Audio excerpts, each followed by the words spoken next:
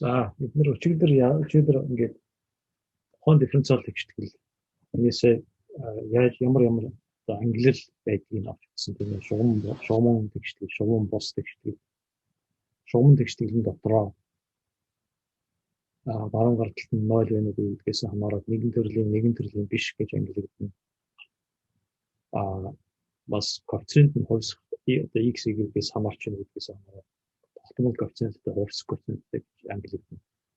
Тэгээд тэрэн дотроос тогтмол коэффициенттэй шугам тэгшгэлүүдийг онцолж аваад явж байгаа. Тэгээд тэгшгэлүүдээ ингээд маш жижиг орчинд судлахад бас тэр орчны тухайн одоо тэгштгэлийн болгогдож байгаа тэр мужийн хэлбэр нэг нөлөөлөхгүй. Тэгэхээр мужийг нь ерөөсөө бид нар зүгээр өөрсөндөө тохиромжтойгоор одоо бүх фактор ч юм уу зүгээр бөмбөлөг ч юм уу зүгээр бөмбөрцөг ч юм уу тэгээд авчиж болно гэж бас ярьсан. Тэгээд дараа нь хоёрдугаар өрөмбийн шугам тэгшгэлүүдийг авч үзсэн. Тэгээд тэрэн дотроо одоо шугам тэгшгэлүүдийг холимог коэффициент байхгүй шиг x y-гээр хоёулангаар нь авсан хэмжил орсон. Тийм гишүүдийг нь арилгах гад тэгээд арилгаж болдог. Арилгах юм бол дан одоо x-ээр авсан хоёр одоо энэ дээр бичсэн байгаа тийм x-ээр авсан хоёр өрөмб боломж y-гээр авсан өрөмж гэдэг ийм хүмүүсийн холимог ийм тэгштэл болчдөг. Тэгэхээр ерөөсөө энэ ийм тэгшгэлүүдийг зөвхөн энэ тэгшгэлүүдийн энэ гишүүдийнх нь өмнө байгаа хэдэн шиг нэг тэмдэг юм хэдэн шиг тас тэмдэг юм гэдгээр ангилж байна. Тэгээд энээс хамаарат эллипсдэг, гиперболик тэгээд цаашаа ультра гиперболик бүхэлдээ гэсэн юм ангилж байна. За эллипсик тэгштгэлийн гол төлөөлөгч бол Лапласын тэгштэл. Лаплас болсон. Гиперболик тэгштгэлийн гол төлөөлөгч бол Долгионы тэгштэл. Хоёрдугаар өрөмбийн үед. За тэгээд бүхэлдээ тэгшгэлүүд дотроо бүхэлдээ гээд орохороо одоо нэг юм жишээлбэл энэ дээр бол одоо нэг x нэгээр авсан хоёрдугаар өрөмбийн боломж байхгүй байна. Тэгэхээр тэр доод өрөмбийн гишүүдээс хамаарчдаг. Жишээлбэл энэ доод өрөмбийн гишүүд ийм нэг өрөмбийн боломжтой байж байвал тэрийг одоо параболик гэж.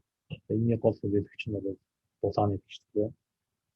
За тэгээд энэ арт талд одоо урд талд нь ингээд аа гэж хасмгийн язгуурыг тавьчих юм бол энэ Шрёдингерийн тэгштэл болоод дулааны тэгштлээс шал өөр ерөнхийдөө баг Долгионы тэгшtelтэй төстэй тийм тэгштэл болоод байна. За өнөөдөр энийг цааш нь ингэжлүүлээд одоо шугам тэгштгэлийн тулгуур шигийн тухай хэлсэн. Тэгээд тулгуур тэгээд Лаплас болон Поссоны тэгштгэлийн тулгуур шигийг байгуулна. Хелингволцын тэгшгэлийг байгуулна. Тэгээд цаашаа Долгионы тэгштгэлийн Cauchy бодлогын тухай. За энэ тулгуур шид.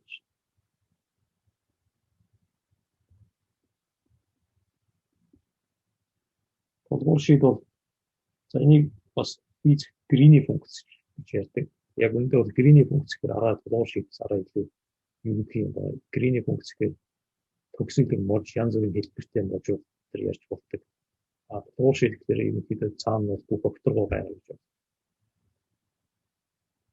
Тэгээд захын Грини функц гэхээр захын нөхцөлтэй тулгуур шид гэхээр захын нөхцөл нь бол ерөнхийдөө цаанаас өгдөг зүгээр бид нар өөрсдөө дураа сонгож байгаа ийм хүү ялгаа. За тэгээд тулгуур шид гэсэн ойлголтыг одоо оруулж ирэх юм бол тийм түрүүн зүгээр шугам айлбар авч үзье л та. Шугам айлбар гэхээр зүгээр ийм A гэсэн нэг матрix X гэсэн нэг эвгүүл мэдэгдэж вектор. Тэгээд B гэсэн нэг вектор үүссэн. Тэгээд AX тэнцүү B гэсэн нэг тэгштэйг бодох чинь шугам тэгштэй. Энийг яг нэг бүр ингээд компонентуудаар байгуулагчдаар нь бичих юм бол яаж гэхээр IK XK A гэдэг за K нэгээс n явдаг. За энэ дээр ерөнхий тохиолдолд А нь болохоор нэгээс m хүртэл явдаг гэж байна. Тэгэхээр нөгөө матрич нь одоо квадрат биш тэгшүнцэх матрицуудаар хийж байна. За мэдээж тэгшүнцэх матриц байх юм бол энэ А матрич нь уруутай байх ямар ч арга байхгүй гэж байна. Тэгэхээр уруутай байх юм бол А нь квадрат матрич. За уруутай гэж бодох юм бол юу вэ? нөгөө шийдэ ингээд бодчихдаг шүү дээ. А-гийн уруу гэсэн бол зүгээр B гэсэн векторыг А-наас зөв уугаар үржүүлээд болчихсон. Уруугаар үржүүлнэ гэдэг маань бас дахиад ингээд нийлбэр бичиж байна. Тэгэхээр энэ А-гийн уруугийн I-K гэсэн за индексүүдээ бас жоох ингээд индексүүдээ X-ийг K2 нийлдэгээд тэгээд бичих юм бол ингээд ийм байна те. За K нь болохоор гэсэн.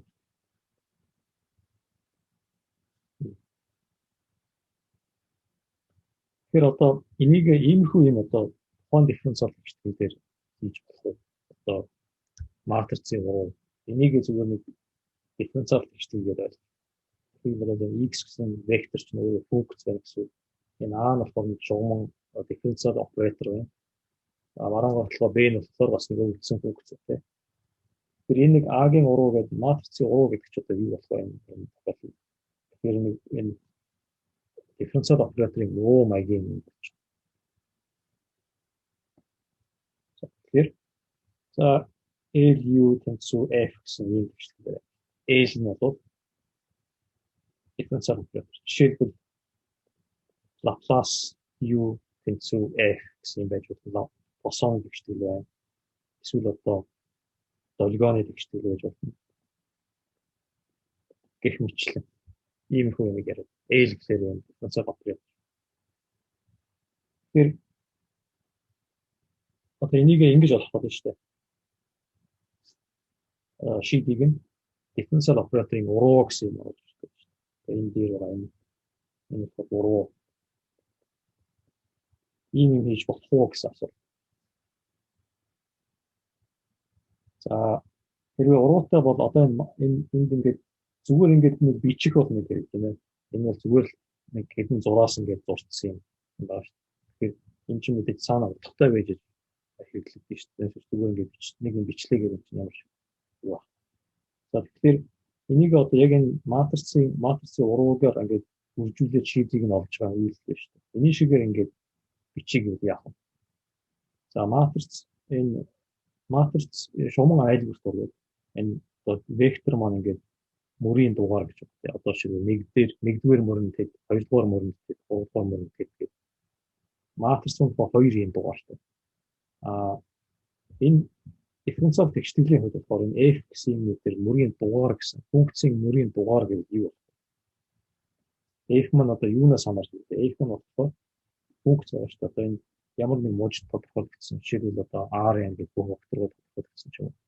Тэгэхээр тэр векторын цэгүүдээс тэр функцийн утга хамаарч байна. Тэгэхээр одоо яг мөрийг дугааруулж байсан дугаар энэ индекс байна шүү дээ. Энэ индексийн оронд энд бол яг үүндээ одоо функцийн тухайн цэг дээр авч байгаа тэр утга байгаа. Индексийн оронд цэгүүд тэр и индекстэй тухайн векторын коэффициент нь хэд байна вэ гэдэг нь болохоор тэр функц тухайн цэг дээр ямар утга гэсэн авч өгнө гэдэгтээ аналог гэж ойлгож байна. Тэгэхээр хэрвээ энэ матрицын уруу шиг юм бичиг үү ерөнхийдөө иймэрхүү хэлбэртэй шийд маань манай дифференциал гişтгэлийн шийд иймэрхүү хэлбэртэй бол магадгүй гэсэн таамаг төрж. Тэгэхээр энэ R X нь R нь тэр нь яаж юм бэ? Энэ K гэсэн X Y гэсэн цэгээс хамаарсан хоёр цэгээс хамаарсан функц. Энэ болохоор одоо манай матрицын буюу дифференциал операторын урууг илэрхийлж байгаа матриц шиг юм байна. Маргаан гартлын F за тэр жоохон үйлдсэн функц тэр чинь яг энэ шиг юм үйлчлэг байгаа биз. Тэгээд энэ мөрийн дугаараар нийлбэрлэдэг энэ орон зүгээр ингээд интеграл болсон. Y гэсэн хэсэг жаргал болсон. Ерөнхийдөө нэг юм векторын цэгүүдээр дугаарлагдсан. Дугаар матрицын мөрийн мөр багны дугаар гэхэр чинь 1 2 3 гэдэг тасралттай юм байна шүү дээ. Энэ дээр ерөнхийдөө энэ тасралтгүй тийм хэсэгчээр дугаарлагдсан матриц гэж ойлгоод ингээд бичиж байгаа. За тэгээд энийг бол энэ кагсын болохоор манай дифференциал операторын уруугийнх нь цөм гэж байна. Энэ бол өөрөө бол оператор биш юм уу цөм. Оператор нь юу юм бэ гэхээр оператор нь зөвхөн өгдсөн F-ийг аваад энэ интегралыг энэ бодоод тэгээд манай энэ юу гэсэн шийдийг өгдөг тэр үйлдэлийг нь бол одоо оператор гэж. Тэр үйлдэл нь болохоор манай дифференциал операторын уруу. Тэгээд ингээд явуулсан чинь яах вэ гэхээр яг үүндээ ийм уруу гэсэн юм ерөөсөй байхгүй. Яагаад гэвэл бид нар түрүү ярьсан шүү дээ. Дифференциал тэгштгэл бол маш олон шийдтэй. Тэрэн дотроос нэг шийдийг ялгаж авах нь бол захын нөхцөл нь эсвэл анхны нөхцөл гэжтэй. Хэрвээ захын нөхцөл юм уу анхны нөхцөлгүйгээр зүгээр ийм тэгштгэл ингээд аваад үзэх юм бол одоо жишээлбэл энэ тэгштгэл ингээд аваад үзэх юм бол энэ чинь маш олон хязгаарыг олон шийдтэй. Тэгэхээр тэрний уруу гэж юусоо харах байх. Зүгээр одоо энэ тэгшинцэг матрицын уруу гэж байхгүй адилхан. Маш олон шийдтэй. Ийм бол. Тэгэхээр за нэгэнт урууг юм чинь дараагийн ярьж болох юм юу вэ гэхээр за урууг байж тэгвэл маш олон шийдтэй юм бол тэр олон шийднээс ялж ганцыг нэг шийдийг нь өгдөг тийм одоо ийм оператор байх уу гэсэн тийм асуулт. За энэ дээр тохиолдолчлоод шугам айлгуурын тохиолдолд ямар болох вэ гэдэг төгсгөлийг хэмждэг юу яриад байна. Тэрнээс өмнө яг нэг бичиж. LUF нь олон шийдтэй.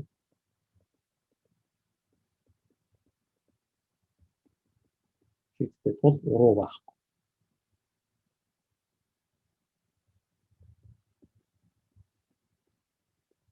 Уруутай болохын тулд захын нөхцөл тавьж өгөх гэдэг. Тэгэхээр миний түрүүний ярьсан захын нөхцөл тавиад тэгээд урууг нь авах. Тэрийг нь яг тэрнийх нь тэр операторын цөмийг нь бид нэг грийн функц гэж ярьдаг.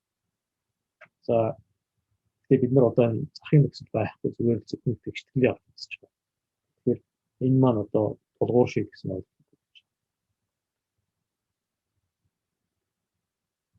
Тэгэхээр ерөнхийдөө нэг иймэрхүү гэсэн үг. Одоо матриц маань ингээд ийм маягийн одоо тэгштгэл гэсэн үг дээ. Өөрөөр хэлбэл яаж юм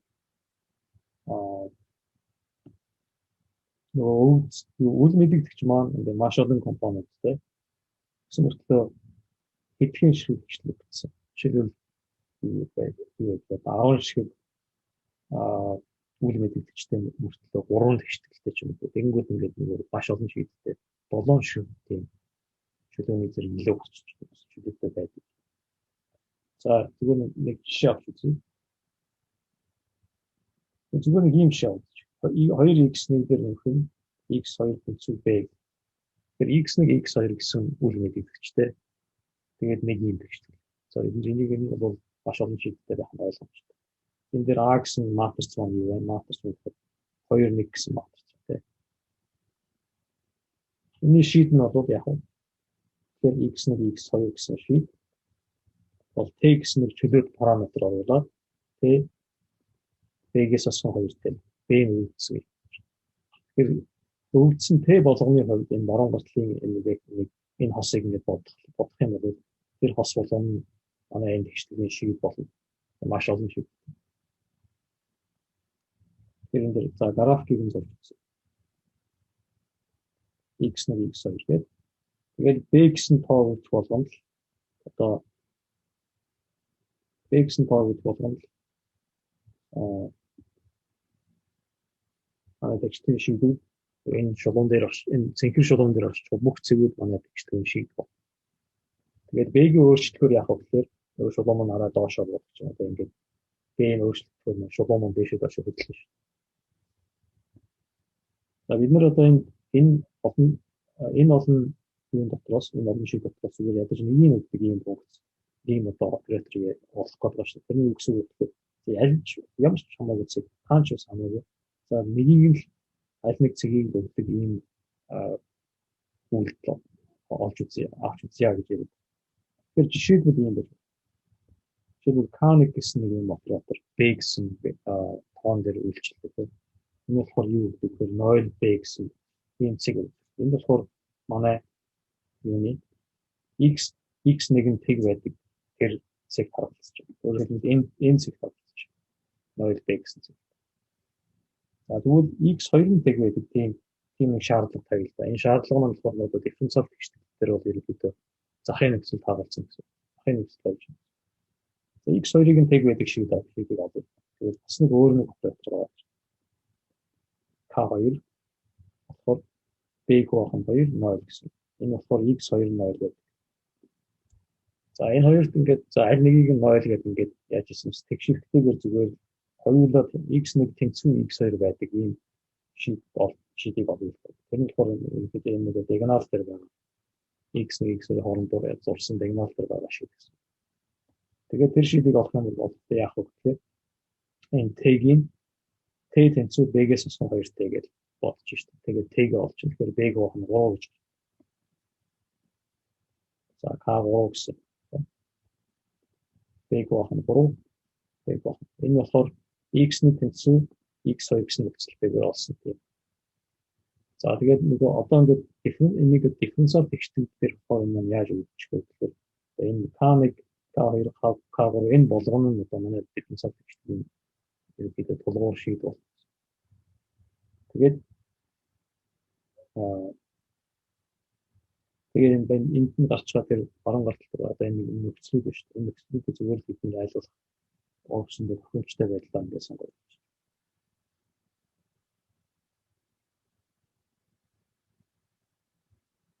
Тэгэхээр яг за ингээд зүгээр бас ингэж харагдаж байгаа. Нэг ингээд шийднэ үүдсэн байхад бусдыг нь одоо ингээд олоход авах. Нэг л ингээд шийднэ үүдсэн бол бусд нь яаж олох вэ гэхээр энэ шийдэн дээрээ энэ анхны үйлсэн тэгшдгийг B нь 0 байх үеийн шийдүүдийг нэмэл энэ шугамчны батарч.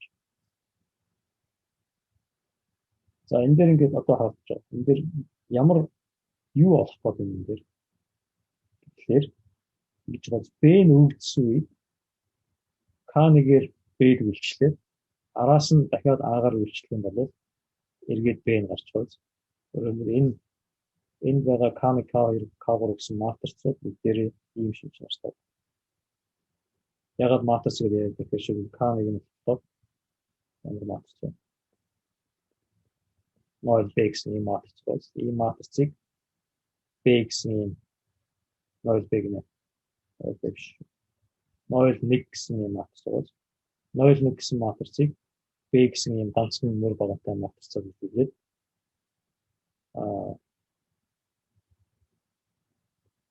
хурцлээд 0 B гэсэн вектор гарна шүү дээ. Тэгэхээр энэ матрицыг K1 гэж ярьж байна. Тэгэхээр энэ матрицууд ямар чанартай байна вэ гэхээр за K1 B K1 гэж үзүүлээ. Тэнгүүд нөгөө тэгшдгийн анхны тэгшдгийн шийд гараад байна шүү дээ. Тэгэхээр энийг А-гаар үзүүлэхэд B гардаг ийм шинж чанартай матрич. B нь одоо тэгэхээр энэ юу ч байж болно. Тэгэхээр юу гэсэн үг юм бэ гэхээр энэ одоо дурын B-ийн хувьд юм байна тийм. Тэгэхээр энэ чинь юу гэсэн үг юм бэ гэхээр А-г K1-гээр үзүүлэхэд нэгж матрич гардаг гэсэн. За ийм шинж чанартай матрицуудыг юу гэх вэ гэхээр энэ K1 нэг юу гэхээр А матрицын баруун уруу матрич гэж байна. Баруун уруу. Өөрөлдвөл А-г баруун талаас нь үзүүлэхэд нэгж матрич гардаг юм. Тэгэхээр бидний болоход байгаа тэр нэг шиг өгчхөө гэдэг байгаа чинь яах гэдэг юм байсан бэ гэхээр энэ А гэсэн матрицын нэг баруун уруу болчихоо гэж яриадсан. Тэгээд эндээс бол баруун уруу бол нэг цор ганц биш маш олон байдаг гэж байна. За энэ тэгшинцтэй ийм матрицээр зүүн уруу гэж байна. Тэгш квадрат матрицээр бол аль нэг уруу оршин байх юм бол нэг гэдэг байдаг.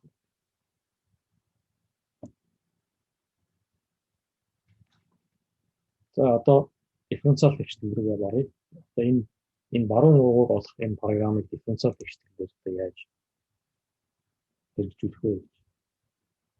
Хийлүүд үнцүү F тэгшдгийн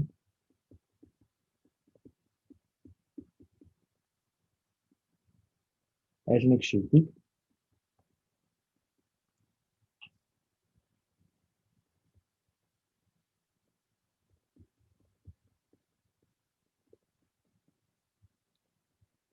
за ийм хэлбэртэй эри.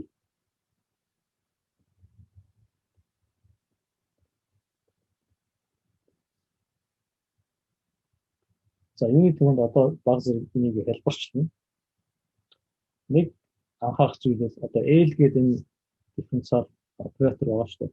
Энэ оператор маань бол тогтмол коэффициенттэй оператор. Тогтмол коэффициенттэй оператор гэдэг нь юу гэсэн үг? Ямар гол шинж нь юу юм бэ гэхээр энэ операторыг юу яхад энэ оператор юусоо хаана байгаа хаана ингээд тэр оператор үйлчлэж юм гэдгээс хамаардаг. Жишээлбэл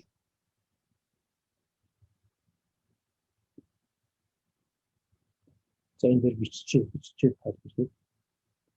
Хаана гэдэг нь болохоор энэ ийм одоо x гэсэн цэгийг a гэсэн нэг тогтмол вектор x гэсэн цэг болгоныг ингээд a гэсэн вектор ингээд шилжүүлээд цэгийг шилжүүлээд ингээд явчих юм бол энэ a гэсэн оператор шинээс өөрчлөгдөх. Ягаад гэвэл тогтмол коэффициенттэй. Тогтмол коэффициент гэдгийг бол нэг функц тогтмол функц гэж ойлгож байна шүү дээ. Тэр функц нь болохоор хаана x хаана байна гэдгээс хамаардаг. Тэгэхээр ийм хурдтай энэ оператор маань инвариант болж байна.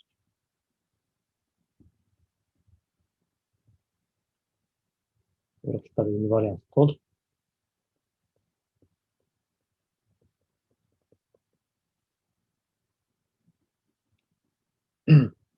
энэ дэтлийн томьёо a гэсэн нэг юм вектор аваад тэгээд f гэсэн нэг баруун гарт f гэсэн одоо функц үлдсэн байхад ингээд u гэдэг нэг шийд олцлоо гэж байна. Одоо энэ f-ийн араа өөрчилж f-ийг шилжүүлж a гэсэн векторын дагуу. Тэгэхээр f-ийн оронд f a гэсэн юм функц олцсон. Яг хуучин f-тэй адилхан гэхдээ жоохон зөв. Тийм бол өмнө нь байсан шийд өмнө тэр гарч ирсэн шийд байж та өмнө одоо бодсон байгаа тэр шийд f-ээр ингээд бодсон. Тэр шийдийг ашиглаад f a-д харгалзах шийдийг бодох болно. Яаж бодох вэ? Зүгээр өмнө бодсон юмар шилжүүлчих. Яг үүнд оператор маань өөрөө энэ зөвлөлтөөр энэ вариант учраас. Ийм бол u a гэсэн функц одоо u гэдэг өмнө бодсон юм байна шүү дээ. Энэ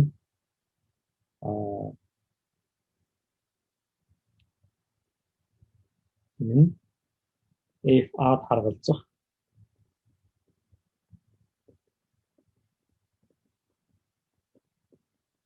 шийд болно. Тэгж өшөө зөндөө олон шийдвэр байж болно. Гэхдээ энэ бол ямар ч байсан нэг шийд байна. За тэгээд одоо энэ томьёо ингээд тэгэхээр UA гэдэг энэ функц нь өөрөө шийд юм чинь. Энэ шийд чинь бас энэ томьёогоор гарч ирдэг. Дахин шаардж бол. Тэгээ шаардч юм даа. Тэгэхээр за ихлэ UA x-с асуунаа. Энэ UA тэгээ энэ чинь бол өөрөө тэр нэг цөмтэй томьёоноос гарч ирэх хэрэгтэй шүү дээ. Бидний шаардлага. f a гэсэн баруун гаралтай. За одоо f a-да энэ f a гэдэг чинь юу вэ? Тэрийг орлуулад биччихье. Тэгэхээр y-гээс асуунаа болно. За одоо интеграл дотор хөвсгч солиод y-гээс асуун одоо y-гээр интеграл авах юм. Y-гээс асуун a-гаар авчвал юу болох вэ? Тэгэхээр энэ маань өөрөө тэр интегралчлалын хөвсгч дээр нэмэх нь a гэсэн үг тийм. Тэгэхээр тэнцүү kx y дээр нэмэх нь a f y dy гэсэн. Одоо хуучин шинэ y маань одоо хуучны y-гээс санаа.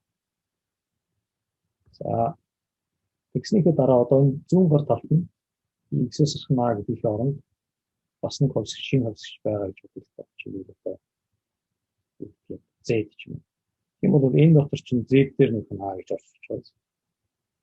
Тэгэхээр тэрийг дахиад зүгээр x-ээр бичиж. Тэгэхээр u x тэнцүү k x дээр нэг нь a y дээр нэг нь a f y dy болчихсон. За энэ бол бүрийн a гэсэн векторын хөвсгчтэй байна. Тэ? Тэгэхээр бид нар юу гэж шаардж болох вэ гэхээр X-тэй нөх нь A одоо нөгөө K гэдэг цөмөө өөрийг нь ингэ шийдвэрлэхэд тэр маань тэр A-гаас хамаардаг гэдэг ийм шийдвэртэй болж байна. Өөрөөр хэлбэл тэрвээ differential operator зөвлөлтөөр invariant байх юм бол түүний боддог юу тэр баруун уруугийнх нь цөмийг бас зөвлөлтөөр invariant байхаар сонгож авах болно гэж гарч ирж байна. За тэгээ энэ дээр ингээл та за Y-ийг нь аваачаад A-г нь аваачаад энэ чинь дурын A-гийн хувьд хүчинтэй юм чинь A-г нь хасах Y-гээ тавьчих юу болох вэ гэхээр Kx-с асах Y 0 тэнцүү Kx гэж очихоос өөрөөр хэлбэл энэ цөм маань өөрөө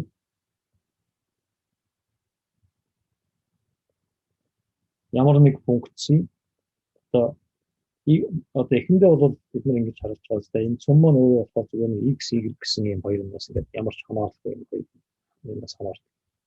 Тэгсэн чинь энэ хамаарлал маань юм маш одоо тусгай юм хамаарлал болж таарч юу тэр differential operator нь өөрөө зөвлөлтөөр invariant байдаг бол цөм нь ерөөсөө x y-гээс хамаарал нь x-с тэр хоёр цэгийн хооронд ялгуураас тэр хоёрын хооронд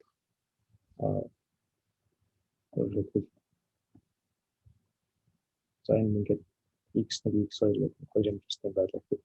Энд x гэсэн цэг байна, энд y гэсэн цэг байна. Тэр хоёрын хооронд ялгуур буюу энэ вектороос хамаарна.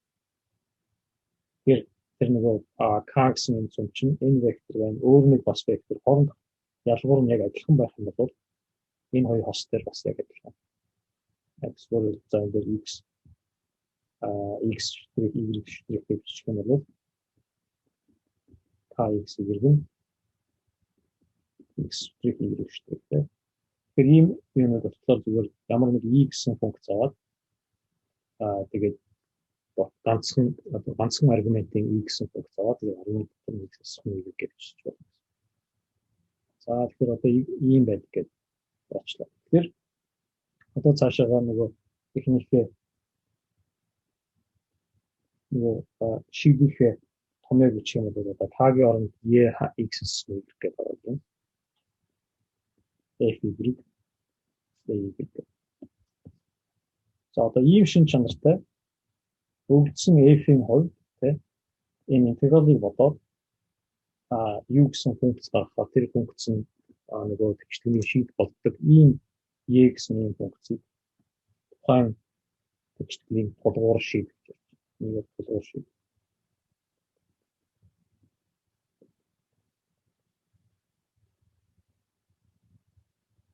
За энийг бол амар мэдж байгаа. Convolutes гэдэг юм одоо үйлдэл байж байна. F гэсэн хоёр функцийг аваад хооронд нь convolutes хийгээд тэр convolutes-а x гэсэн цэгтэр тоён гэсэн. Монголоор энийг бас энийг заримдаа хуулиас гэж үздэг. Хуулиас буюу convolutes.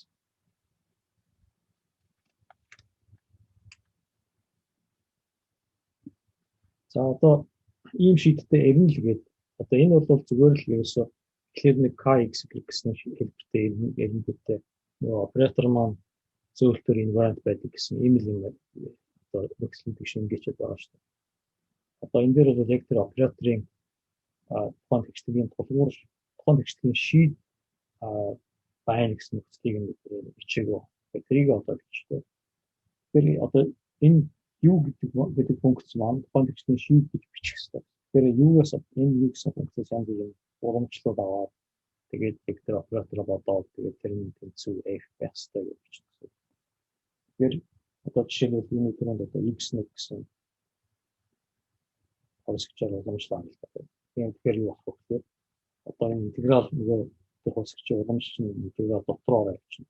Тэгэнгүүт энэ чинь дан y байна. X-с хамаа. Тэгэхээр ерөөсөө y гэсэн функцээс л уламжлал авах гэсэн.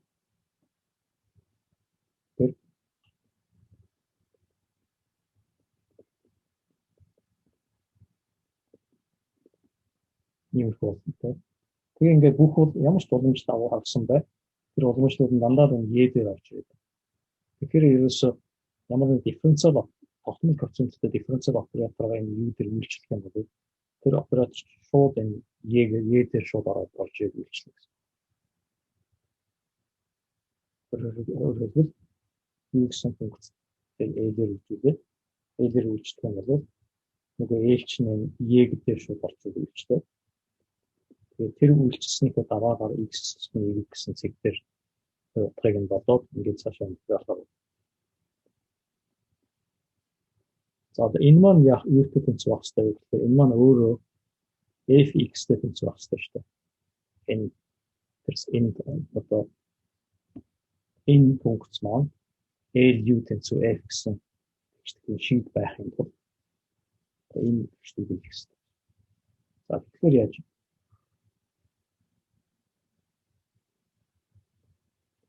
LE энийг convolutes f тэнцүү f гэсэн тэгшэл гараад.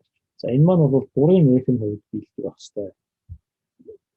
Дурын одоо f гэсэн тэгшлийн баруун гал төлөв гэдэг энэ тэгшэл биелдэг байх хэвээр. Ийм нэг тургуул шиг бол.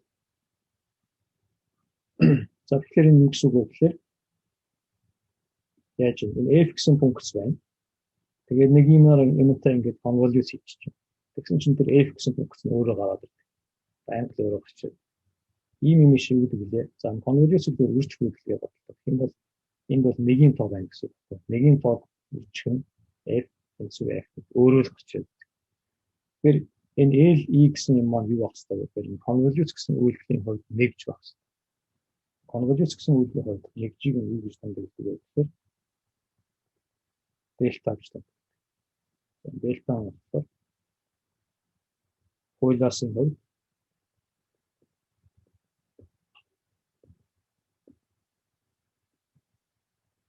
хувьд нэгж.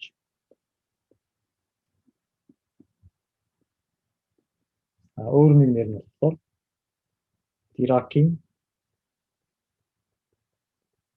delta функц. За функц гэж энэ хаалтанд хийдэг нь ямар ч тань. Энэ нь яг энэ функц биш шүү.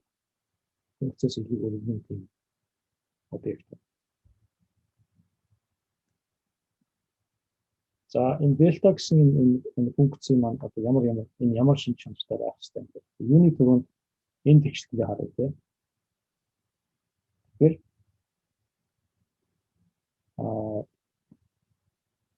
зүгээр f1 гэдэг авъя. Тэгэхээр ямар юу гэж юм. Тэгэхээр delta өөрөлдвөл delta-г нэгтэй convolute-д нэг болдог гэсэн юм. Тэгэхээр чинь юу гэсэн үг вэ? Тэгэхээр энэ convolute-ийг интеграл хэрэгтэй гэж.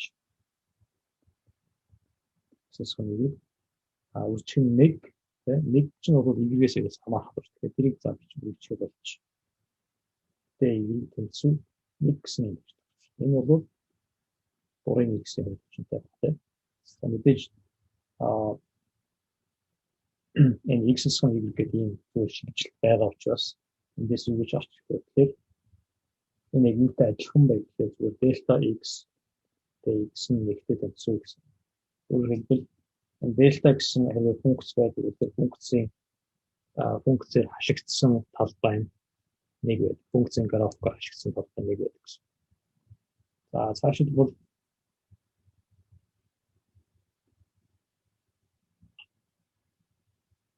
за хон шулуун авчихъя.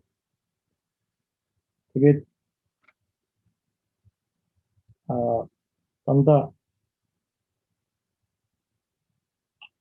тэг цэг дээр тэг байдаг ингээд ямар ч хамаагүй баахан f гэсэн функцуд авчихъя. Янз бүрийн функц.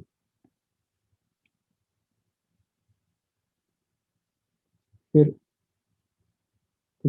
тэр за ихэд би нөгөө дельтагийн нэгж байх тэр нөхцөлийг ихэд бичиж. За энэ бол мэдээж функц бичэнтэй байна. Нөгөө дельта шиг нөгөө конволюцийн нэгж. За одоо энэ дээр x тэнцүү тэг гэж авч. Тэгээ бас f0 нь 0 гэсэн нөхцөлтэй байна. f0 нь 0 байдаг функц бол f бол юу гэж үйл болно. Тийм бол яах вэ? Тэгэхээр энд юу гарч байна? Delta хасах y F, Y, D, Y тэнцүү тэг гэж орчоод. За тэгээд энэ дээр хасах Y байна уу, Y байна уу нэг хамаагүй шүү дээ. Энэ дээр зүгээр жишээлбэл ойлт хийгээд нэг юм нэмт Y болгоо те. Энэ зүйл одоо яг хасах Y-гээ зүгээр Z гэдэг нэр өчгөө. Энэ бол дельта Z гэсэн юм байна. Тэнгүүтээ энэ нь одоо юу гэдэг юм. FZ гэж үзсэн байна. Энэ дээр болохоор FZ нь F хасах Z гэдэг зүгээр шинэ нэр өгсөн. За тэгээд гэх юм бол энэ F чинь ерөөсөө 0 дээр 0 байдаг бол өөр ямар ч хамаагүй функц байдаг. Тэгэхээр нэг юм функц өгсөн байна. Тэрнийг ингээд өөр нэг бурын функцтэй ямар ч функцтэй ингээд функцийг хөгжүүлээд интеграл авсан гэсэн 0 болдог. Тийм функц байна. Тэгэхээр энэ дельта бол 0 байх хэрэгтэй шүү. Тэгэхээр дельта нь ерөөсөө байнга 0 байдаг. Гэж хэлж байна. Гэхдээ энэ дээр F0 нь 0 гэдэг 0 гэсэн нөхцөл байгаа учраас яг энэ бүх нөхцөл маань болохоор яг тэр Z нь 0 байгаа. Тэр Z дээр бол ямар ч юм хийж чадахгүй. Тэгэхээр 0 биш л бол хаач байсан гэсэн дельта нь 0 байдаг. Тэгэхээр эндээс яг энэ дельта ч нэг функц биш гэдэг нь харагдаж байна. Одоо дельта ч нэг функц байх юм бол ийм байх хэрэгтэй гэсэн. Тэгэхээр баахан 0 явж ирсэн аа. Яг 0 дээр ирэнгүүтээ юусэн гэдэг маш ягаад гэвэл энэ тэр доор нь ингээд тэр графикийн доор байгаа энэ юу талбай нэг байх хэрэгтэй шүү дээ. Гэсэн мөртлөө энэ функц нь зөвхөн 0 цэг дээр л тэгвш утгатай байж болно. Тэрээс ганцхан цэг дээр ингээд биш ингээд шортсон юм байна. Гэсэн мөртлөө тэрний доор талбай нэг гэж. Тэр ийм функц ерөөсөө байх болно. Диракоос өмнө бас нэг энэ Heaviside интерээс нэг талаар ярьжлээсэн гэдэг. Kirchhoff интер. Яг Дирак энийг бол илүү яас. Алдаршуулсан хэрэглээг нь алдаршуулсан гэдэг. Тэгээд Диракийн дельта функц гэж ярьдаг гэсэн. Өөрөө бол яг ийм функц гэдэг ингээд энэ хоёр шинж чанарыг аваад нэг нь энэ шинж чанар, нөгөөд нь болохоор интегралын шинж чанар. Энэ хоёрыг аваад тэгээд энэ хоёроос өөр юм хэрэглэж болохгүй юм цааш явах хэрэгтэй. Тэг яатсан. Сүүлд бол энийг нь distribution буюу тархалт гэсэн хэмжээс гэсэн байдлаар тавьчихсан. Бид нар бол зүгээр яг энэ хоёрыг нь бас ингээд ашиглаад явж байна. Тэгэхээр юу болж байна гэхээр нөгөө манай юу маань за энэ нэг чухал нэг юм камер гаргацсан ба шүү дээ.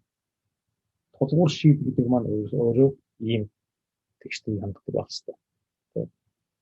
Тэгэхээр одоо жишээ болгоод Laplace-ын текстийг явуул. Laplace оператор эсвэл босооны текстийг явуул. Тэгээд тулгуур шийдийг гаргахад үзье.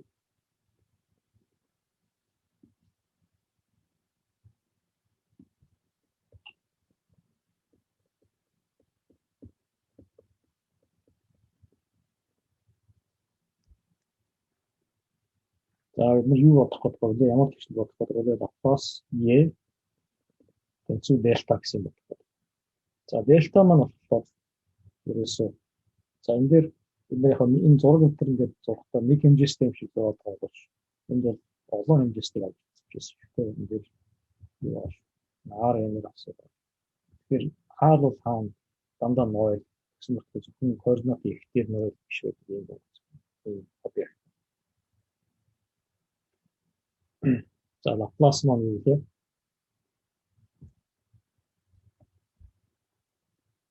Laplace маань оператор ийм оператор байна. Энийг бас өөрөөр ингэж бас биш бол. За юу Laplace операторын нэг чухал шинж чанар гэдэг эргүүлэлтээр энэ вариант байдаг. Түрүү осмол коэффициенттэй операторууд зөвлөлтөр юм байна гэдэг ярьсан. Laplace оператор бол тэрэн дээр нэмээд эргүүлэлтээр болсон юм байна. Тэгэхээр өөр нэг Laplace операторыг энэ докторгууд дотор координатын эргүүлэлт хийгээд координатын хөрвөлт хийгээд өөр нэг одоо өөр координат шилжүүлдэг. Тэгэхээр тэр координатынхаа координатоор харьцангуй уламжлалуудыг ингээд дээрээ зугаастайгаа гэдэг. Энэ дээр Q гэдэг матрис, эргүүлэлтийн матрис, ортогонал матрис. Тэгэх юм бол тэр шинэ координат Лапласын матрис юу болох вэ гэхээр түрүүн бид нөгөө яхад англи дифференциал оператор дифференциал хэвшлийн ангилтай холбоотойгоор яг ийм томьёо хагаад байсан шүү дээ. Q-ийн оролцоо өөр матрис байсан. Тэгээд зүгээр энэ томьёо аваачаад энд орлуулаад бичсэн шүү дээ. За энэ бол наа гэдэг байсан. Тэгээ Q маань өөрөө одоо ортогонал матрис учраас энэ хоёрын үржүүлж чинь нэгж матрис шүү дээ. Тэгэнгүүт зүгээр эргээд явуулчих. Шинэ координат бол. Тэгэхээр эргүүлсэн координатын дотор нь бас ингээд Laplace operator нь яг адилхан юм томьёогоор бичих гэж. Яг энэ томьёогоор бичих. Зүгээр энэ нөгөө одоо энэ жишээлбэл x1-ээр авсан уламжлал авч ирсэн бол нөгөө шинэ координат нь юу ч үгүй y гэж үгүй тэрнгээр авсан. Тийм координат. Тийм уламжлал юм. Тэгэхээр Laplace operator нь эргүүлэлтээр юм байна.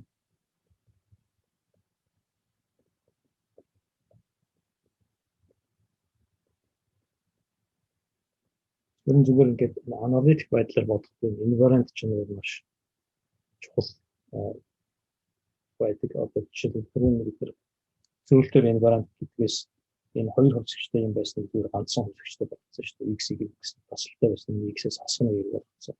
Яг тэр шиг за одоо ингээд Laplace operator дээр эргүүлэлтээр invariant гэдэг юм байна. Эргэл энэ юу гэсэн үг вэ гэхээр за нэг шийднээр үлдсэн байлаа гэх. Тэгэнгүүт тэр шийдийг эргүүлэх эсвэл баруун гар тал F гэсэн функц байгаа шүү дээ. Тэр функцээ эргүүлчихэд тэгээд тэгшгэлээ бодох. Бодцсон хойноо гарсан шийдийг нь эргүүлэхээр адилхан эргүүлэлтээр юм байна гэдэг.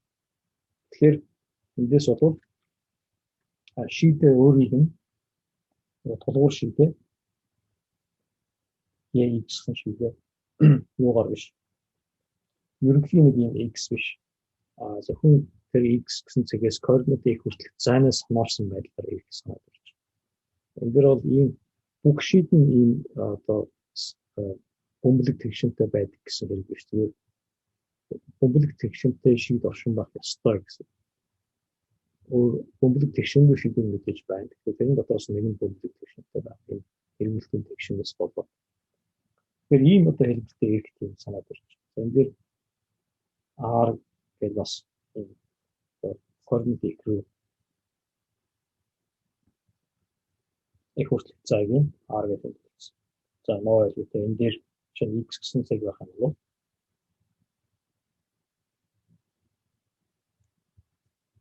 R гэдэг нь болохоор энэ цаг.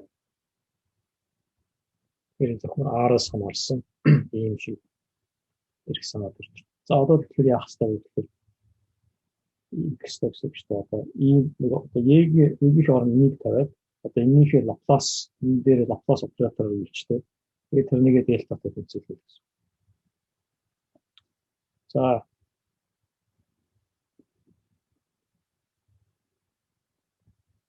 За эндээс нэг удаа уламжлалаа гэх. Тэр юу вэ?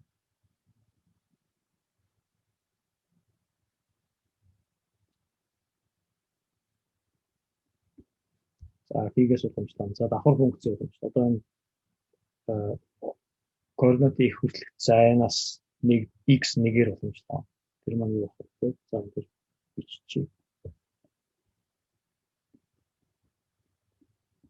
Энэ нь бол юу гэдэг вэ?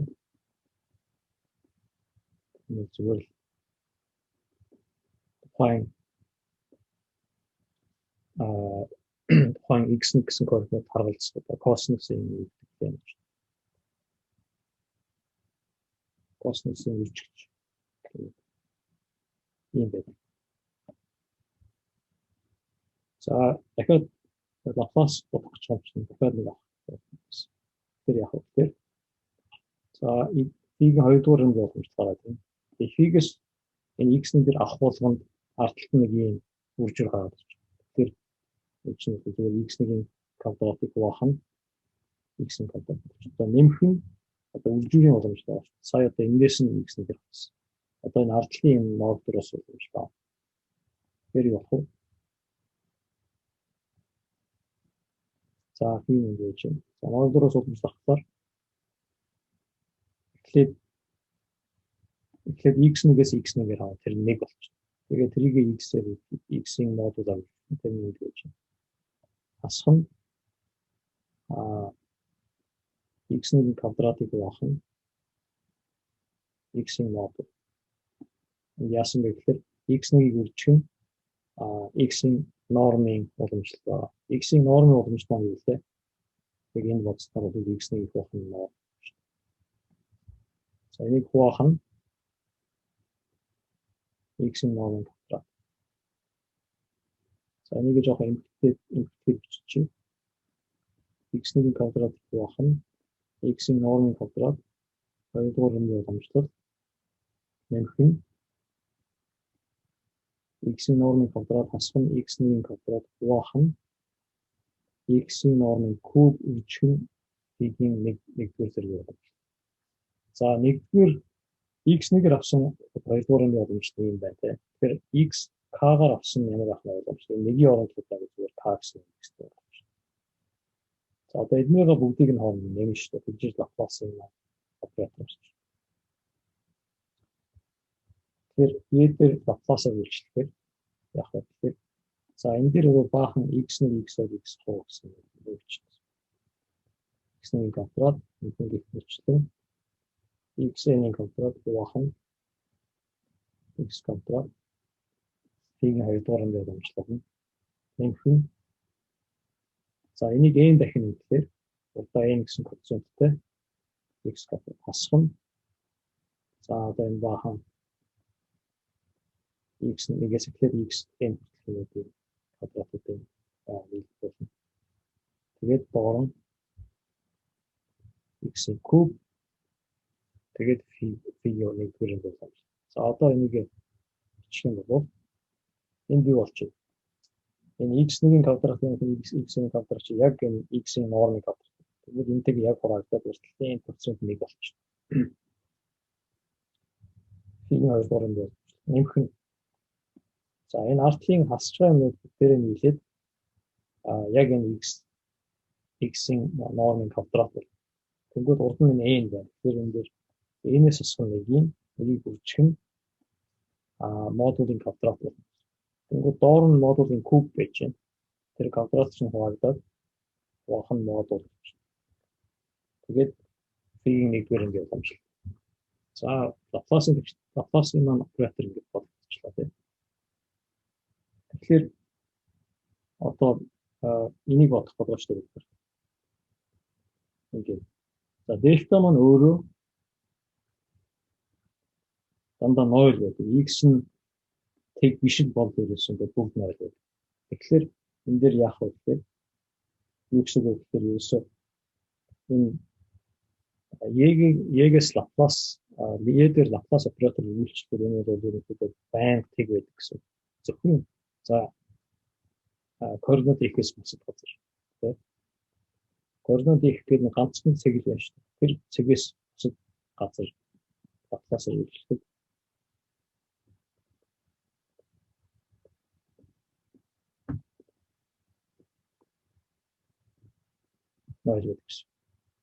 Тэгээд энэ R гэсэн одоо юугаар ингэж бичих юм бол R гэдэг нь координат их зайгаар бичих юм бол энэ баруун гол талд байгаа энэ функц маань өөрөө R нь тэгээс эрс их нөл байдаг. Тэгээд энэс сүнэг гоох нь R тэр одоо ингэж зүгээр энэ 2 дугаар энгийн дифференциал гэхтэл бод асуудал болж үүсэж байна. За энийг яаж бодох вэ? Зүгээр хэлбэл n тэнцүү 1 гэдэг ойлголоо. n тэнцүү 1 бол юу болж байна? Энэ сүнэг чинь ойлгож тэгэхээр энэ артлын юусаа байх. Тэгвэл B-ийн хоёрдугаар анги боломжтой нь тэг болчих.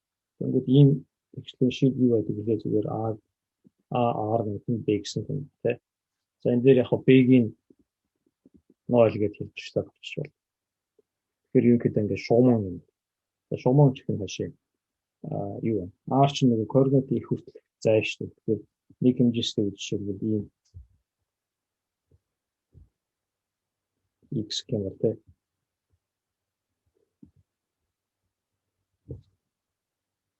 Ийм маягийн функц. За энэ асуусан. Энийг нь ойлгох. За энэ нь 2 үед яаж? Энэ 2 үед нэгэн энэс асуун нэг гэдэг чинь нэг болчихно. Нэг их болох нь R ийм болчихно тий. За энэ дээр нэг ажиглалт хийж байна. Энийг хоёр талыг нь R-аар үзүүлэх юм бол юу болох вэ гэхээр нэг ийм юмны уламж шиг харагдав. За R-ыг B-ийн уламжлалаар үзүүлээд тэрнийхээ уламжлалыг авах юу болох вэ? Энэ тоос үзье. Тэгэхээр R B хоёрдугаар нь уламжлал нэмэх нь B-ийг уламжлал болж байгаа. Энийг яаж бичих вэ гэхээр ингэж бичих. Тэгээ харах юм бол энэ хаалсан дотор яг энэ дээр байгаа юм гэж байна. Тэгэхээр хэрвээ φ маань энэ тэгшлийг хангадаг бол одоо энэ 0 байх ёстой болно. Тэгэхээр φ маань бас энэ тэгшлийг хангах ёстой гэсэн. Энэ тэгшлийг хангах ёстой. Тэгээ энийг хоёр талыг нь интегралч чаар одоо эсвэл ямар функцийн уламжлалт тэг байдаг вэ? Тэгэхээр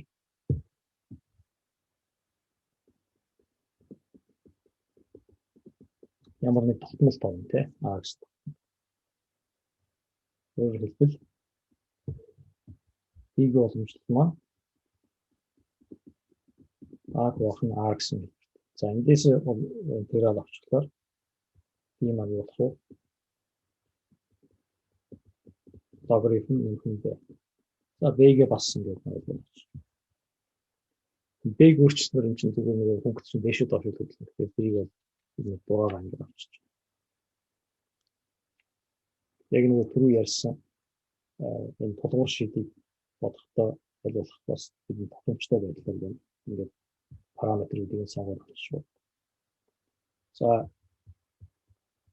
энэ 3-аас нэг тэнцвэр яах вэ? За энэ дээдлийн энэ үг ашиглаад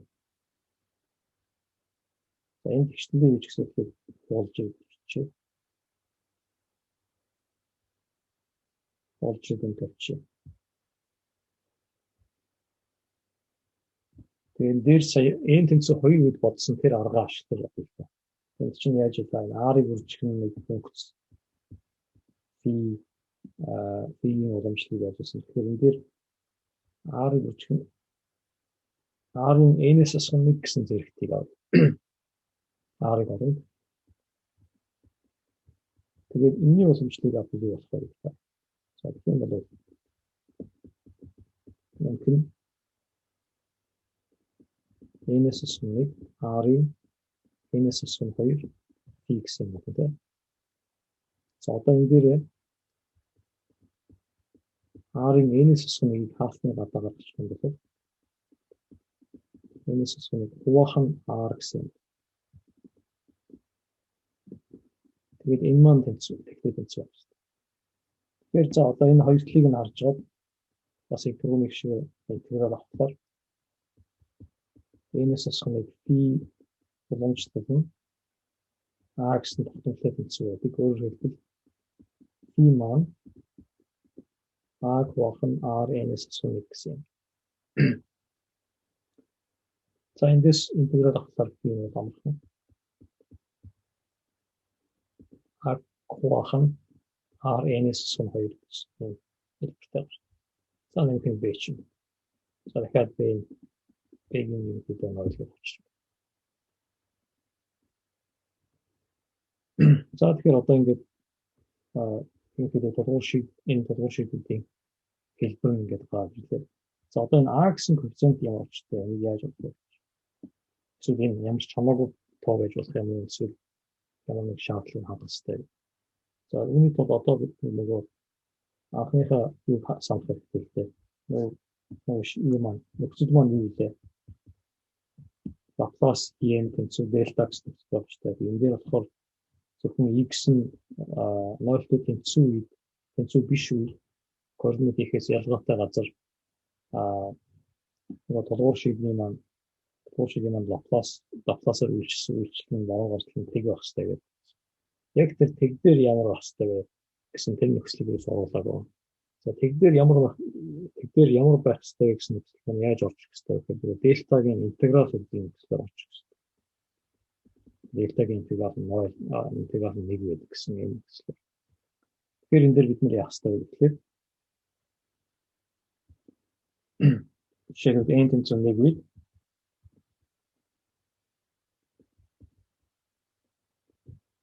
хасгалгаагүйс нэг хязгааргүй явсан. Лаплас оператор чинь одоо нэг хэмжээстэй зүгээр л ийм одоо 2 дугаар нь уламжлалж байна шүү дээ. Ийм нөхцөл зааж байна. Энд дээр энэ маань өөрөө дельта x шүү дээ. Дельта x байхын тулд яг-ийн 2 дугаар нь уламжлалын интеграл нь 1 байна. За одоо энийг яаж бодох вэ л да. Яг-ийн 2 дугаар нь уламжлал чинь e чинь өөрөө ямар юм байгаа вэ? E чинь өөрөө нэг юм хөө юм байна.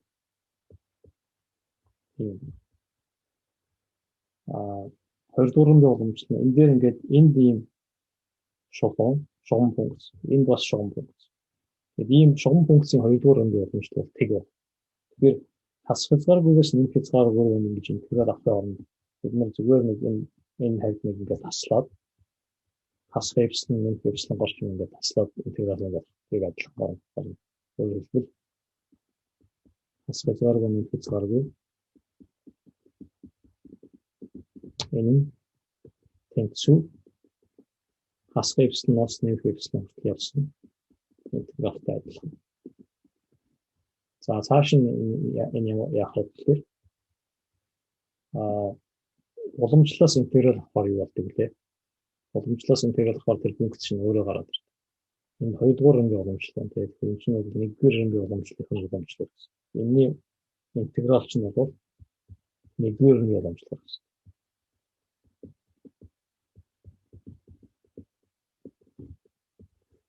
За яг-ийн уламжлал гэхэлэр юу болчихно?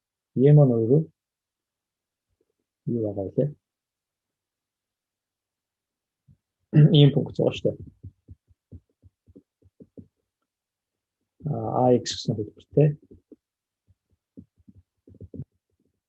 Сөрөг X-ийн хувьд хасгаа X хэлбэртэй. Тэгэхээр энийг уламжлал бол энэ болохоор нөгөө талдаа болохоор хасгаа гэсэн уламжлалтай ийм функц. Тэгэхээр энэ бол 2A тий. За энэ интеграл чинь өөрөө нэгтэй тэнцүү байх хэрэгтэй. Тэгэхээр эндээс A нь 2-ны 1 гэж байна. Өөрөөр хэлбэл нэг хэмжээстэй үед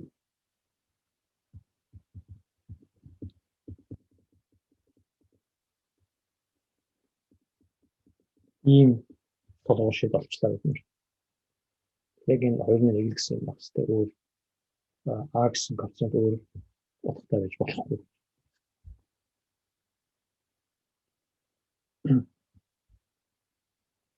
За олон хэмжээстэй үед бол үнэтэй төстэй.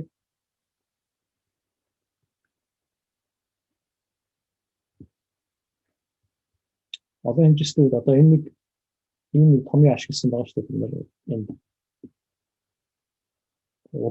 уламжлалаас интеграл авахар юу болох вэ гэдэг. Энэ бол ерөөдөө ийм одоо юу гэж яддаг вэ? Ньютон либницийн томьёо гэж ярьдаг тийм. За энэний олон хэмжээстэй өргөдгөл нь юу юм бэ гэхээр тэр нь бол Гаусс-Остроградскийн теорем гэж байна. Гаусс-Остроградский.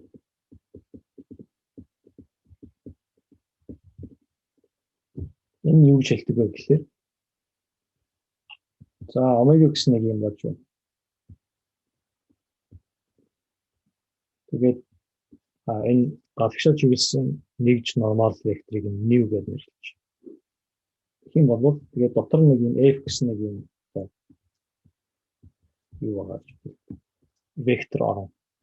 Тэгэх юм бол тэр векторын дивергенцийг аваад омега дотор омега дэгэр интеграл авах нь тухайн вектор орны нормал компонентоор гадаргуудыг тухайн хэлийн захтыг интеграл авсантай тэнцүү гэсэн. Нэг бас дивергенцийн теорем гэж ярьдаг. Тэгэхээр жишээлбэл зүгээр скалар функцийн хувьд f маань өөрөө u гэсэн нэг скалар функцийн градиент байдаг гэж боддог тийм. Тийм бол энэний дивергенц юу? Дивергенц градиент чинь юу вэ? Энийг бид Лаплас гэж ярьдаг. F-ийн нормал байгуулагч нь юу болох вэ? Тэгэхээр тухайн нормалын дагуу авсан уламжлалт гэж. Тэгээд энэний хувьд тэр одоо энэ Лагаус Остроградских хатаныг гэх юм бол ийм болж u гэсэн энэ скалар функцийн Лапласыг омега гэсэн мужаар интегралчлахад тухайн функцийн нормал уламжлалыг тухайн мужийн гадаргуудыг интегралчилсантай тэнцүү. Энэ бол яг Грини том 1828 онд нэсэн Грини томын нэг хөлбөр гэж ярьж байна.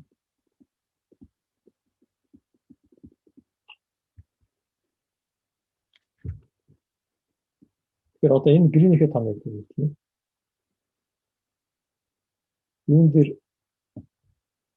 олон хэмжээтэй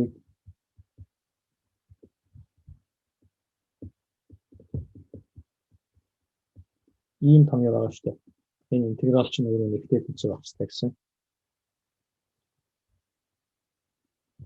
Тэгэхээр Егээс Лаплас авсан энэ чинь бол координатын ихтэйрэлтийг биш байгаа. Бусад газар донд тийг байна. Тэгэхээр энийг бол зүгээр бүх окторгуугаар ингэж интеграл авахын оронд координатын ихтэйрэлттэй эпсилон гэсэн радиустай энэ бөмбөрцгөөр интеграл авчих болно.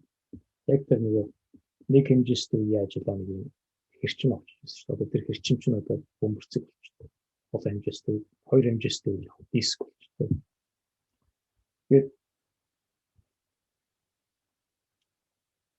Тэгэхээр энэ интеграл аваад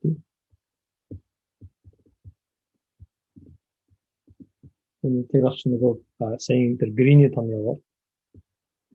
Тухайн бөмбөрцгийн гадаргуу буюу бөмбөлгөөр авсан юм интеграл гэсэн. За тэр бөмбөлгөөр зурчих.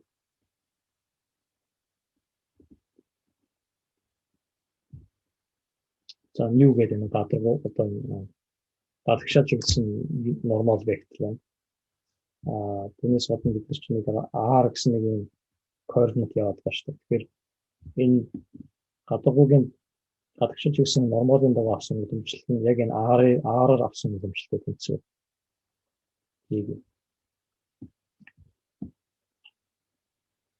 Тэр уламжлалтыг нь тоосч үзвэл та. За ийм маань юу байгаа вэ те? Нэг яг R-аас хамаарсан функц маягаар бичих юм бол хоёр хэмжээтэй үед логарифм байгаа те. Олон хэмжээтэй үед болохоор n-с хоёр маягтай явж байна. Тэгэхээр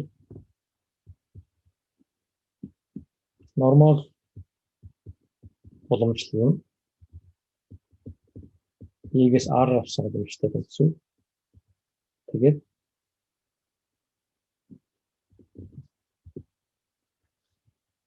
хоёр хэмжээтэй логарифмоос R-аар авахаар ямар төлөвлөлт нэг их ухна R тийм.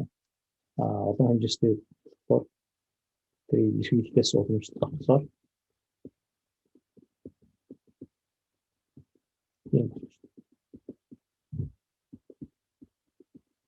ийм хоёр тусдаа энэс хамаарал 2 байна уу эсвэл 3 байна гэдгээс хамаарал арай өөрөөр хэлж гарч ирнэ. За тэгэхээр одоо уламжлалуудаа бодсон юм чинь одоо энэ интегралыг бодох юм хэлж байна. Энэ уламжлалч нь өөрөө энд байж. Тэгээд энэ интегралч нь өөрөө энэ эпсилон гэсэн радиустай бөмбөрцгийн гадаргуудыг өгнө шүү дээ. Тэр гадаргууд дээр бол тэр r чинь өөрөө эпсилонтэй тэнцүү. Тэгэхээр энэний хэмжээ бол тогтмол. Ийм тогтмол функцээр интегралчлахаар яах вэ гэхээр зүгээр энэ тэр тогтмол тоогийг энэ гадаргуудынхаа талбайгаар үзүүлсэнтэй адилхан болж байна. Тэгэхээр яах вэ? Тэгэхээр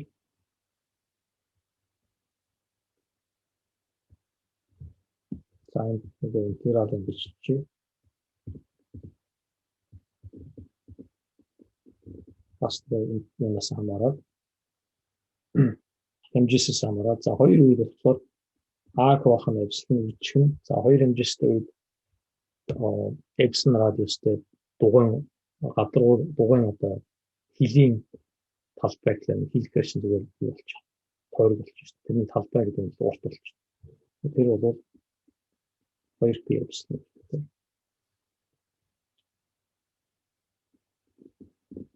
За 2p а.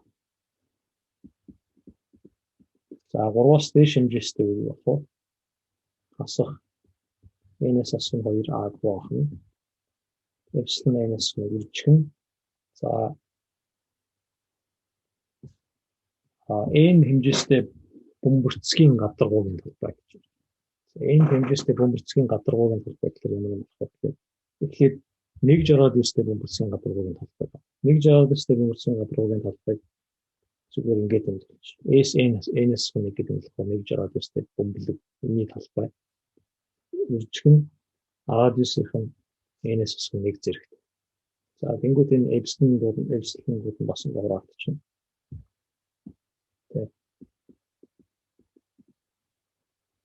Тэгээд эн чинь өөрөө нэгтэй тэнцэх хэрэгтэй шүү дээ. Тэгээд энэ нөхцлөөс А гэсэн коэффициент нь олж. Хоёр хэмжээстэй үе болчихно. Хоёр хэмжээстэй нэг их бахан 2p.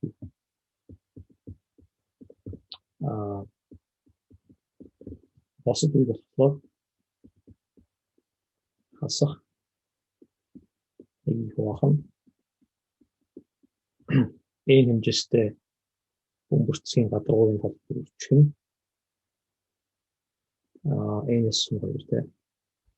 Тэгээд энэ хэмжээстэй бөмбөрцгийн гадаргуугийн талбай гэдэг талбайг томьёог бол интернетээс харж болно. Одоо гамма функц энэ олцсон юм байна. 3 хэмжээстэй үйл нь зөвхөн 4p болж байна. Тэгэхээр эцсийнхээ томьёог одоо бид бичиж болж байна тийм.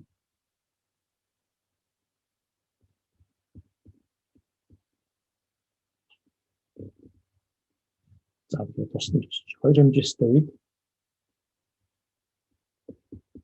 логарифм x-ийг болох нь 2p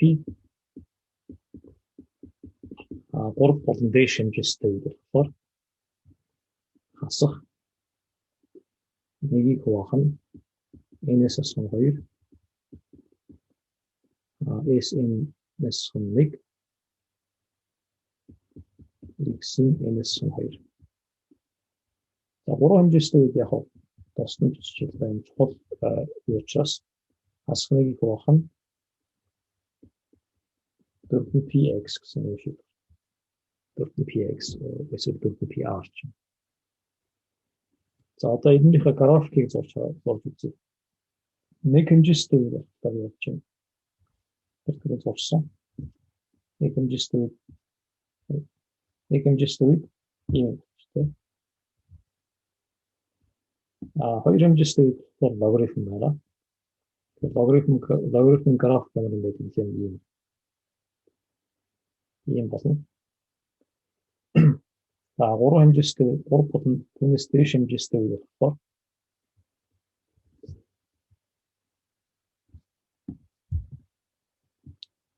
ийм. Тэр эндээс яг юу харагдаж байгаа. Нэг хэмжээстэй үед бол энэ хязгааргууд ингээд дээш ингээд үсээ явчихж байгаа. 0 дээр болохоор ингээд зүгээр ямар ч тийм singular тийм шин чанар байх. Хоёр хэмжээстэй болохоор хязгааргүй өсөж байна. Ноёл дээр бас ингээд singular доошоо хас хязгаар. Гурван хэмжээстэй болохоор хязгааргүй өсөхгүй харин хязгааргүй тэгрүү тэмдэг 3 боломжтой station хэмжээстэй. Тэг дээр ингээд singular зэгтэй. Ийм ялгаа. Ерөнхийдөө бидний огторгоо 3 хэмжээстэй учраас жишээлбэл энэ дэр колоны хууль бол энэ дэр хүчтэй. Колоны Ньютоны гравитацийн хууль бол нэг бахна гэсэн байдалтай явдаг. Потенциал нь. Тэр хоёр хэмжээстэй байсан бол потенциал нь юм хөө логарифмик тийм. Нэг хэмжээстэй бол юм болж.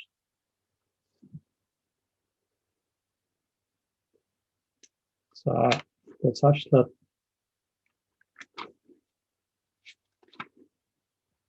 юу яа. Дахиад нэг ганц хоёр тэгшлийн тодорхой шийдэг. Би Лаплас дээр ерөнхийдөө эхлүүлээд авчиж тэгээд үлдсэнийг нь бол та нарт грийн даалгаврыг дасгал нэг гэж. Тэр би Лаплас гэж юу юм бэ гэхээр Лапласыг хоёр дахь автсан юм. Юу нэг функц биш тэрэн дээр Лапласаар үйлчлээд гараад ирсэн функц тэр нь дахиад Лапласаар үйлчлсэн. Тэгэхээр энэ бол дөрөвдүгээр хэмжээнд тэгштэй болно. Энэ тэгштэй бол яг юу уян хариумхайн онол нэгэн чухал хэрэглээтэй байдаг. Тэгэхээр тодгуур шийдэн ямар юм байх вэ гэхээр тодгуур шийдийг нь фи гэдэг юм хэлж байна. Тодгуур шийдэн болохоор ийм маягийн болно тийм. За бид нар бол Лапласын тэгшлийн тодгуур шийдийг олгосон. Тэгэхээр энийг ингээд цааш нь ашиглаад явах юм бол юу болж юм гэхээр тэгээд бид нар Лапласын тэгшлийн нэг юм тодгуур шийд олгосон юм чинь. Хэрвээ Лапласын тэгшлийн тодгуур шийд байдаг ийм одоо функц олчих юм бол юу болчиход энэ фиксэн функц чинь би Лаплас операторын тодгуур шийд болж байгаа. Энэ одоо харагдаж байгаа. Одоо ингээл гаралтай. За фидер би Лапласаар үйлчлэх яах вэ гэхээр фидер Лапласаар үйлчлээ дахиад Лаплас гэсэн. Тэгээд бид нар энэ фидер Лапласаар үйлчлэхэд е гардаг гэж үзсэн байгаа.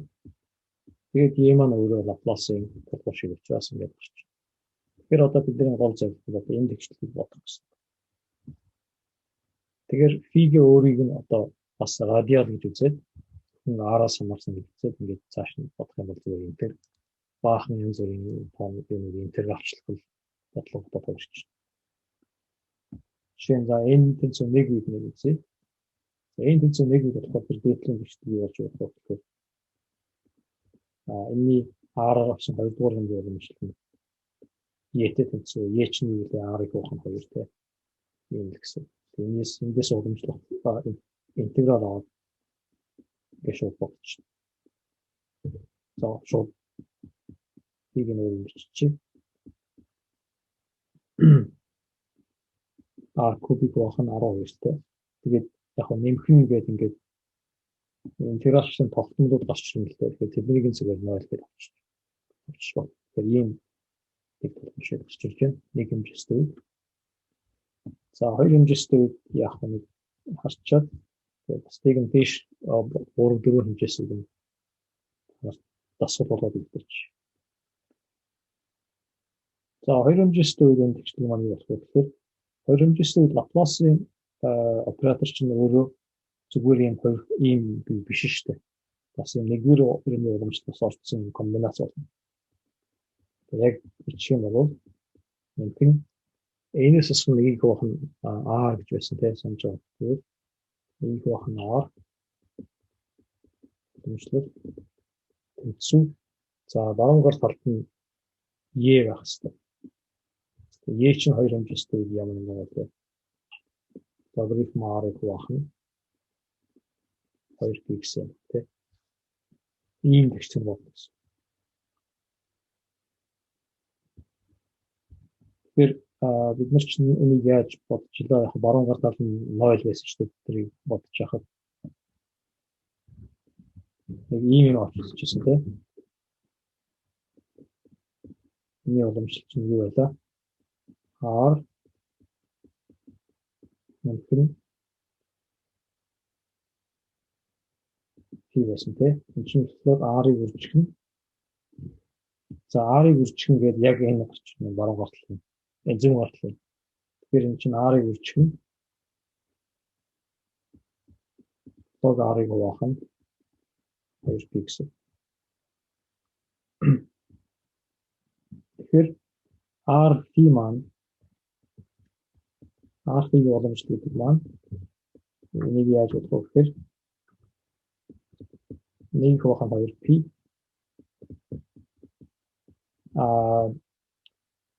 R log R-ын интеграл маягаар бодно. За R log R-ын интегралыг яаж бодох вэ? Тэгэхээр интеграл R dr квадрат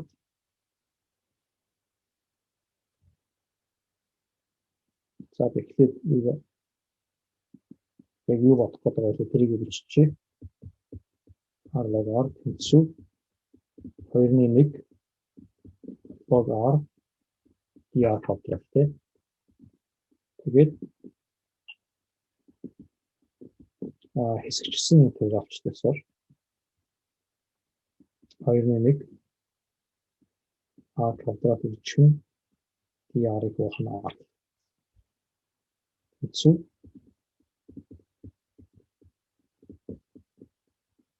асхан 2-1 энд юу болж байна гэхээр R dr болж байна. Тэгээ R dr-ын интеграл чинь R квадрат хуах нь 2.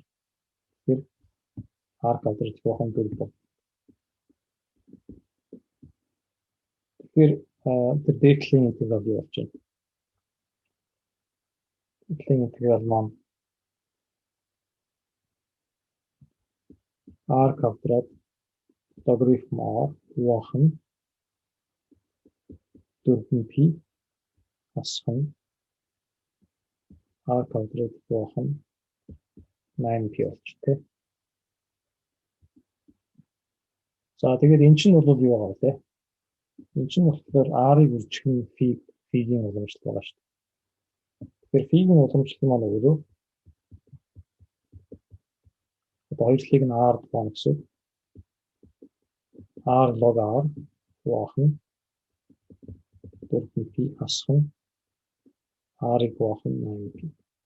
За энэ дээр бас мэдээж энэ интегралчлалын тогтмол эндээс гарч ирж байгаа. Тэрийг нь зүгээр 0 гэж авчихсан.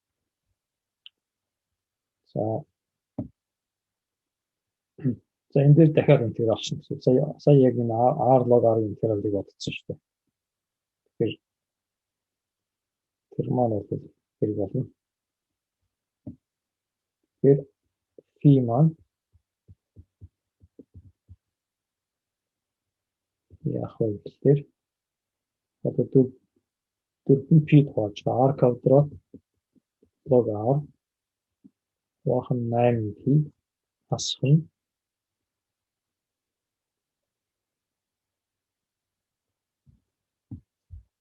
R квадрат хуах нь 16P асхан R-ыг хуах нь 8P. R-ыг хуах нь 8P гэнэ.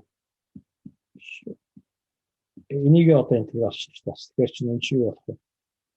R-ын интегралч нь R квадрат гэх юм аа шүү дээ. Тэгэхээр энэ R квадрат хуах нь 16P болж.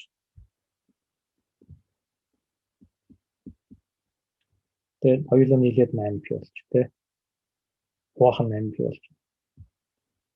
Тэнцүү. Тэгэхээр чинь R квадрат логарифм R хасах нь 1 хуах нь 8P болж. Өөрөөр яаж R квадрат хуах нь 8P логарифм R-ыг хуах нь e гэдэг ч юм уу. Тэгэхээр энэ одоо хоёр хэмжээстэй үед юм болж байна. Тэгэхээр энэ бие Лаплас оператор гэж их сонирхолтой оператор байна. Энийг одоо юугийн тэр зургийг нь зурх юм бол 1, 2, 3 хэмжээстэй үед болохоор бид нөгөө нэг хэмжээстэй үед Лаплас оператор юм бол яг нэг тиймэрхүү боловч одоо жишээ нь энэ дээр бол R квадрат маягаар асуудал. Тэгээд 3 хэмжээстэй үед болохоор араа нэг юм шугам болдог ч юм уу тийм. Жишээ нь энэ дээр бол 2 хэмжээстэй үед иймэрхүү болдог. 3 хэмжээстэй үед болохоор нэг иймэрхүү болоод харин 4 хэмжээстэй болж иж нөгөө Лапласын оператор 2 хэмжээстэй үед яаж яадаг яг тиймэрхүү маягтай болж ирж байна. Энэ бие Лаплас чинь иймэрхүү маягтай болж байна. Тэгээд 5 хэмжээсээс эхлээд одоо Лапласын оператор 3 хэмжээст яадаг байлаа тиймэрхүү болж байна.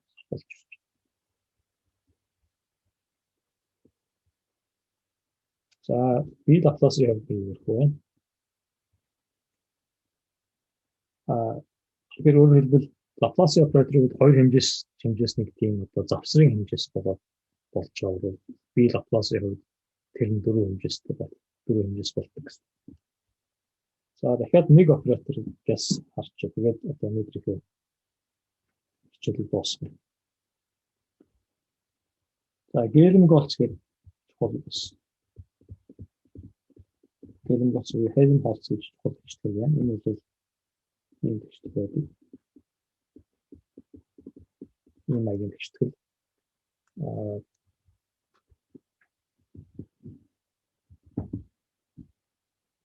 Энэ яг юуны болгоны хичээлийг ингээд хугацааны хувьд гармон байдлаар хувьсдаг ийм хэлбэртэй шийдвэрүүдийг хэлбэртэй томьёо оруулаад тэгээд тэр юуны орон зайн хувь функцэнд яаж үүсэх вэ гэдгийг хаах юм бол ийм гэлэн болсон хичээл байдаг. Тэгэхээр манай юу маань тодгуур шийдмэн болохоор ийм болох гэсэн. Ийм хичээлийг бодно гэсэн. За одоо тодгуур шийдэ яг Лаплас дээр яаж радиал хэлбэртэй ирэх юм бол за энэ эхний хэсэг нь болохоор Лаплас хэсэг тамаа тийм. Тэгвэл одоо энэ Хелмholtz дээр чинь дахиад нэг юм нэмэлт гишүүн аваад байна. Энэ чинь мойл R нь мойл биш үү. За тэгэнгүүт одоо эн чинь ингээд нэлээд хэцүү болчихж байгаа. Энийг яг нэг элементар функцээр болж болдог. Компьютер бол 3 хэмжээстэй үед болдог. 3 хэмжээстэй үед энэ хичээлийг болохоор 2-ыг хуахнаар n квадрат хийж байна. За энэ 2-ыг хуах нь энэ ямар учиртай юм бэ гэхээр ийм байна. R гэсэн функцийн 2 дугаар хэмжээ уламжлалын дотор яваад. Тэгээ R гэсэн функцээс 1 дугаар хэмжээ уламжлалыг авах яах вэ?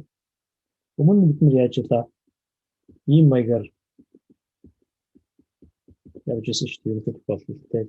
Тэр нь болохоор энэ дэр ажиллагаа болчихж байгаа. Тэгэхээр энэ fix юм байгаа болохоор тэр чинь ингээд зүгээр шууд нэг интеграцлах юм шиг боломж байна.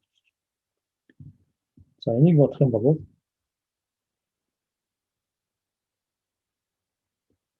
R нэг дөрөнгө боломжтой нэмэх нь B болно тийм. За дараачих нь энэний 2 дугаар дахиад нэг боломжтой авчих юм бол за эндээс дахиад боломжтой юм. Тэгэхээр R 2 дугаар боломжтой нэмэх нь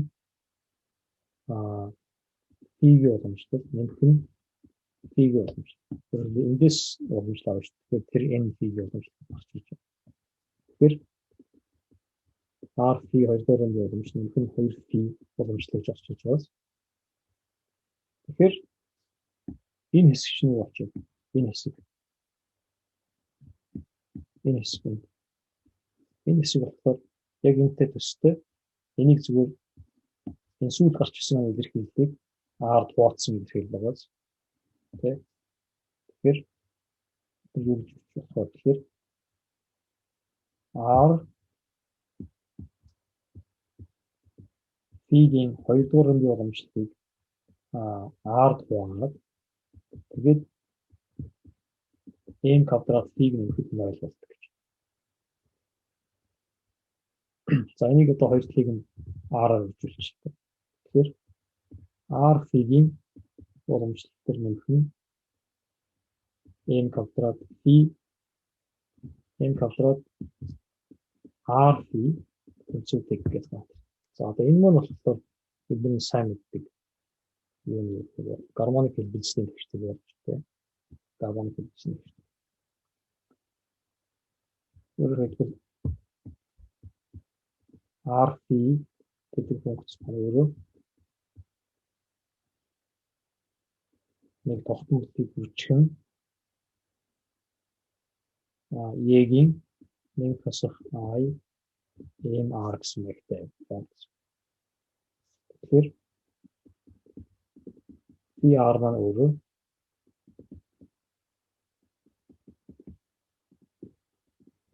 ийм маягтай болчих. За эндээс бол А-гийн бас нэг их бахан 4P байна гэдгийг харж болно. Өөрөөр